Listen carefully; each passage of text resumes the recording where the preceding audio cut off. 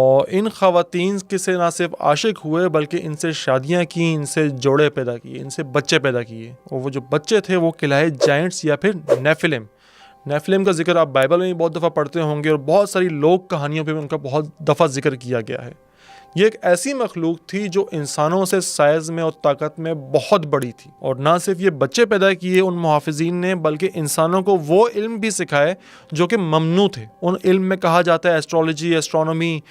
ستاروں کا علم، اور اس وقت کی جتنی ماڈرن سائنسز تھی جو انسانوں کے لیے فی الوقت ممنوع تھی، وہ انسانوں کو دے دی گئیں۔ وہ کچھ ایسے علوم بھی دیے گئے جسے آسمانوں کا راز کہا جاتا ہے۔ ان محافظین کے بچے پیدا کرنا اور پھر آسمانوں کے راز دینا اللہ پاک کو سخت برا گزرا، لہٰذا اللہ پاک نے قیامت تک انہیں دنیا میں ہی سزا دینے کا حکم صادر کر دیا۔ اب یہاں ہوا یہ کہ پہلے ان محافظین نے خواتین سے بچے پیدا کیے جس سے نیفلم اور جائنٹس نکلے، اس کے بعد ان جائنٹس یا نیفلمز نے دیگر مخلوقات سے جنسی تعلق قائم کیا، جن میں نہ انہوں نے کوئی جانور چھوڑا نہ کوئی پرندہ چھوڑا، اور اس کے بعد وہ اتنے وحشی ہو گئے، ان کی خوراک اتنی بڑھ گئی کہ انہوں نے انسانوں کو کھانا شروع کر دیا، اور پھر ایسا بھی وقت آیا کہ انہوں نے ایک دوسرے سے جنگیں شروع کر دیں، جائنٹس کی جنگیں،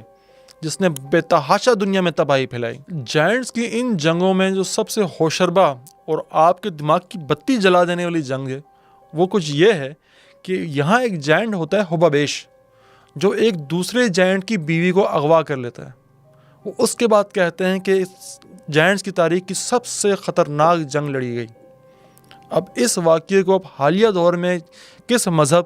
یا کس قصے کہانی سے ملاتے ہیں، یہ آپ کے ثوابدید پہ ہے۔